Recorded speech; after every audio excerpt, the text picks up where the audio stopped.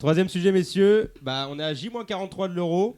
On va parler un peu des Bleus, le baromètre. Alors, cette semaine, il n'y a pas eu que des bonnes nouvelles. Il y a eu l'affaire Mamadou Sakho. Je le voyais sur ma canette Coca-Cola cette semaine. Je lui ai dit au revoir. C'était une édition limitée. Pour le coup, ce sera vraiment une édition limitée, unique. Et je pourrais revendre très très cher. Alors, les gars, Mamadou Sakho out. Est-ce que c'est un réel problème pour Didier Deschamps ? Moi, fondamentalement, je pense quand même que non, parce que dans l'idée de Didier Deschamps, apparemment, il n'était pas titulaire dès le coup d'envoi, ça aurait pas été lui qui allait jouer Et après, cet Mamadou, Euro c'est dans de le vestiaire. titulaire. Il est surtout, c'est un mec qui C'est arrange ça. tout le monde. Quand tu le fais rentrer à une demi-heure de la fin, si tu mènes 1-0 contre l'Allemagne en demi, c'est lui qui serait là à presser haut et à mettre des coups dans les jambes. Enfin voilà, il est quand même utile, Mamadou. Il a prouvé avec Liverpool là en Europa League contre Dortmund.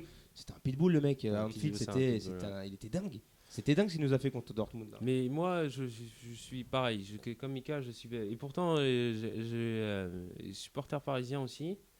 Et j'ai vu Mamadou Sakho. C'est un titi parisien, mais moi, je sais pas.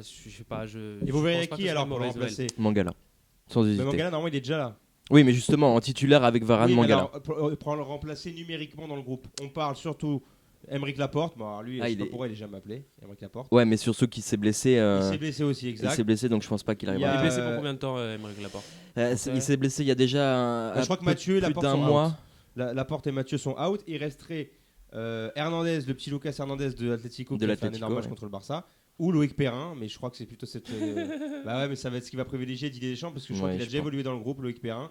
Et voilà, c'est un bon gars, il fait une très bonne saison, certes avec Saint-Etienne, mais pour un troisième choix, ça peut le faire, non ? Mais Laporte et Mathieu, c'est quand même un scandale qu'en 2 ans, on les ait pas appelés, quoi. C'est des mecs, il y en a un qui joue à l'Athletic Bilbao, qui est titulaire, l'autre qui joue au Barça et quasiment tous les matchs, et on l'appelle pas, quoi. Là, malheureusement, il s'est blessé dans les derniers matchs amicaux et effectivement, ça pose problème pour l'équipe. Mais défensivement, je pense quand même qu'on est déjà bien. Surtout un Varane Mangala, pour moi, ça a beaucoup de gueule. Je crois qu'on a un supporter français avec nous, Maxime. Salut Maxime. Salut à tous. Comment vas-tu ? Ça va, merci. Alors, toi, vu qu'on t'a avec nous, que penses-tu du fait que Mamadou Sakho soit, on peut le dire, out pour l'Euro en juin prochain ? Pour moi j'étais assez fan de Mamadou Sakho. Hein. Après, je pense qu'il est quand même victime d'un. Enfin, pour moi déjà, tout le monde dans le foot, la plupart des mecs se dopent un peu. Ah, toi t'es comme ça, toi tu dénonces les injustices direct. Et je pense qu'il y en a toujours un qui traîne pour les autres. Après, Maxilix. Je pense pas que ce soit un hasard que ce soit Sakho non plus en équipe de France. Toute la polémique par rapport aux joueurs étrangers. Enfin bon. Et tu verrais qui pour le remplacer ? À la place de Sakho ? Ouais, tu verrais plus Perrin, plus Hernandez de l'Atlético ? Franchement, non, je pourrais pas. Peut-être Perrin, et encore, je pense pas que Perrin soit. En tout cas, il faudra bien que Deschamps trouve. Mais bon. Ça, c'est avec le taf de Didier Deschamps. À l'époque, on en avait des défenseurs. Il y avait De Sailly, il y avait Abidal. D'ailleurs, messieurs et Maxime, tu vas participer à un quiz avec José. Tu vas devoir trouver des joueurs français qui ont plus de 50 sélections en équipe de France. Ah ouais. Ok. Alors, est-ce que tu es prêt, Maxime ? Toujours. Allez, on envoie le jingle. Là. Et top quiz. Attention, messieurs. Premier joueur, top, c'est parti. Je suis un ancien international français de 47 ans ayant été formé au FC Nantes. J'ai fait partie des campagnes victorieuses de l'équipe de France en 98 et en 2000. J'ai eu au cours de ma carrière la chance de participer à 3 finales de Ligue des Champions pour 2 succès en 93 et 94, dont un succès avec l'OM, l'autre avec... Deschamps. Non, j'évolue au poste de défenseur central. De Sailly au téléphone, c'est Maxime, 1-0 Maxime. Merci. De rien. Désolé, José. Deuxième question. Je démarre ma carrière professionnelle à Toulouse en 1990 avant de rejoindre Marseille 2 ans plus tard.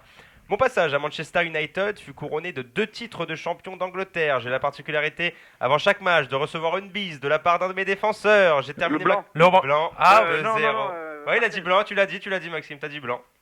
Okay. Ah non, excuse-moi, c'est moi qui fais une erreur. José, dis-moi. Laurent Blanc. Non, monsieur. Alors, le bœuf. Maxime Barthez. J'ai eu un quiproquo, Barthez. Je sais pas pourquoi, je suis tellement obnubilé par Blanc que j'ai pensé Laurent Blanc. Fabien Barthez, 2-0, Maxime. Je suis un défenseur français de 36 ans. J'ai fait partie de l'équipe de France finaliste de la Coupe du Monde en 2006. J'ai remporté 3 titres de champion de France avec l'Olympique lyonnais, mais le plus gros de mon palmarès a été remporté lorsque je jouais au Barça, avec, écoutez-moi bien, 4 championnats d'Espagne, 2 Ligues des Champions 2009 et 2011, ainsi que 2 Super Coupes d'Europe et 2 Coupes du Monde des clubs, sans compter les Coupes nationales. Il met un terme à sa carrière après un dernier passage furtif à l'Olympiakos. Prénom Eric. Eric Carrière Abidal, il a dit. Abidal, oui. Voilà, 3-0, c'est peut-être un perfect là. Si tu gagnes la prochaine question, Maxime, c'est toi le grand vainqueur. Ok, ça marche. Eh, José, tu nous as habitués à mieux là. Qu'est-ce qui se passe ? oui, je sais pas. C'est la Moi, pression. José, il dort, José. C'est parti, messieurs. Je suis un attaquant français de 43 ans. J'ai marqué avec mon équipe nationale 8 buts seulement en 55 matchs, dont un lors de France-Afrique du Sud en Coupe du Monde 98. Thuram. J'ai joué au cours de ma carrière au Milan, puis au Barça, avec qui j'ai remporté le championnat en 98. Je suis aujourd'hui commentateur assidu Ludovic Joly. de la Ligue 1 sur Canal+. Je commente à côté de Grégoire Margoton. Je m'appelle Christophe. Christophe Dugarry. Dugarry 3. Tu nous parles quand même de Joly, France 98. Hein. Attention, messieurs, 3-1. Je suis à la pêche là. Mais je te laisse revenir jusqu'à 3 Allez, c'est parti. J'ai joué à Barcelone entre 2007 et 2010. J'ai notamment remporté au cours de ma carrière, écoutez-moi bien, un championnat de France, 2 championnats d'Angleterre, 2 championnats d'Espagne, une Ligue des Champions, un championnat d'Europe, une Coupe du Monde. Bref, j'ai un palmarès long comme le bras. Je suis un attaquant français ayant marqué la bagatelle de 226 buts sous le maillot des Gunners. J'ai ma statue. Henri. 3-2. Attention, tu menais 3-0, Maxime, tu te détends. Là. Ouais, c'est vrai. Je me rendors là. 3-2, avant-dernière question. J'ai évolué à Chelsea entre 2008 et 2012, avec qui j'ai remporté la 2e Ligue des Champions de ma carrière, 8 ans après la première. J'ai la particularité d'avoir évolué dans pas moins de 7 championnats différents, parmi lesquels 5 clubs anglais. Arsenal, Liverpool, Man City, West Brom... Tu m'as dit ? Vieira, c'est non. Galas. J'ai remporté le championnat d'Europe en 2000 avec l'équipe de France. J'ai évolué au poste d'attaquant. Je fais au cours de ma carrière 2 passages au Paris Saint-Germain. J'étais Anelka. 3-3. Alors là, on va avoir le droit, messieurs, à la question décisive. Est-ce que tu es prêt, Maxime ? Prêt. Est-ce que tu es prêt, José ? Ah, moi je suis prêt. Allez, attention, messieurs, ça va être le plus rapide. Je suis né à Dakar en 1976. J'ai démarré ma carrière à l'AS Cannes avant de rejoindre l'AC Milan en 95.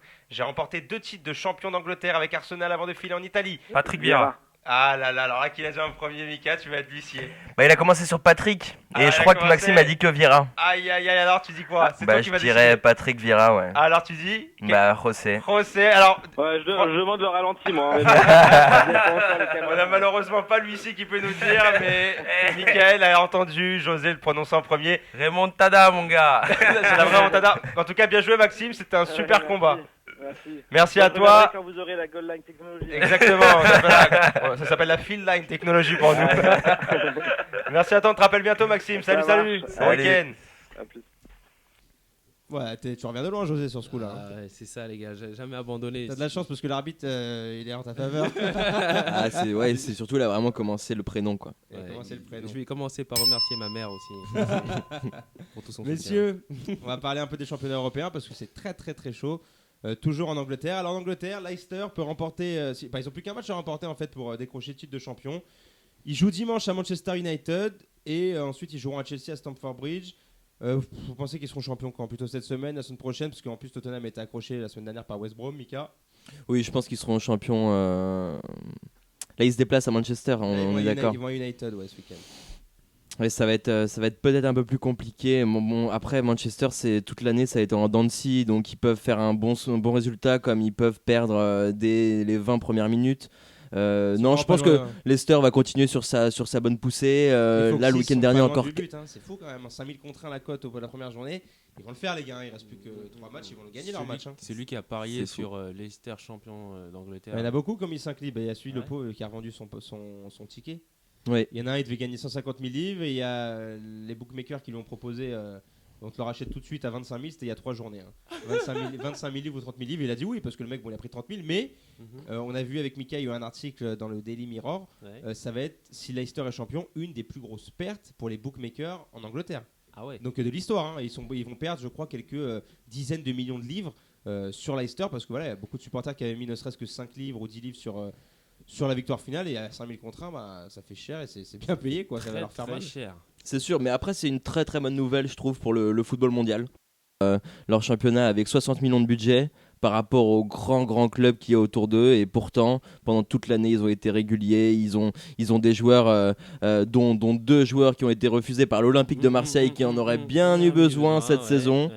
Donc, Thierry Alvarez, ils ont fait son parcours. Il y a 5 ans, il jouait en CFA. Oui. Il y a 3 ans, il jouait au Havre. Il y a 2 ans, il a débuté en Ligue 2 anglaise avec Leicester. Et là, les meilleurs joueurs de Première Ligue, c'est quand même un beau destin. C'est ça, c'est une très belle histoire pour eux. C'est une très belle histoire et je pense que le plus déçu dans l'histoire, ça doit être Monaco. Parce que tu fais partir Ranieri et il est champion d'Angleterre. Non, mais c'est dingue. Et donc, messieurs, il y a aussi un gros suspense dans le championnat espagnol.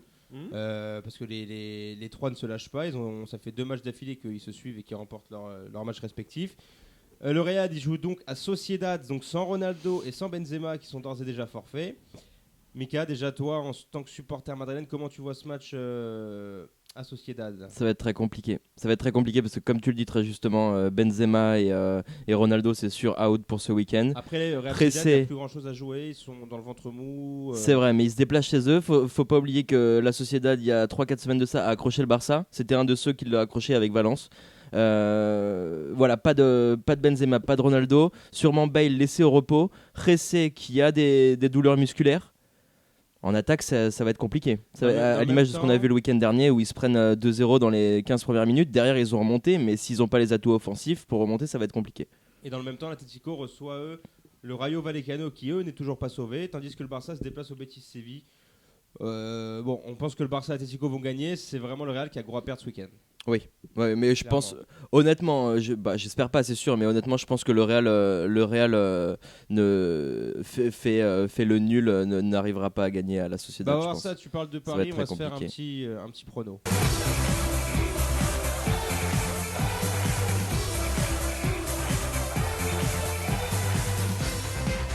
C'est les pronos de la team. Alors vas-y Mika, tu voulais parier justement sur le match Real Madrid qui joue contre Sociedad. Parle avec plutôt le je vois plutôt on parle pas plutôt avec le cœur, parle avec la raison. Non, je vois plutôt justement Sociedad au nul sur ce match. Ouais. Qui serait à mon avis qui est bien coté. Je vous avoue que j'ai pas regardé encore toutes les cotes de ce week-end, mais qui doit être pas mal.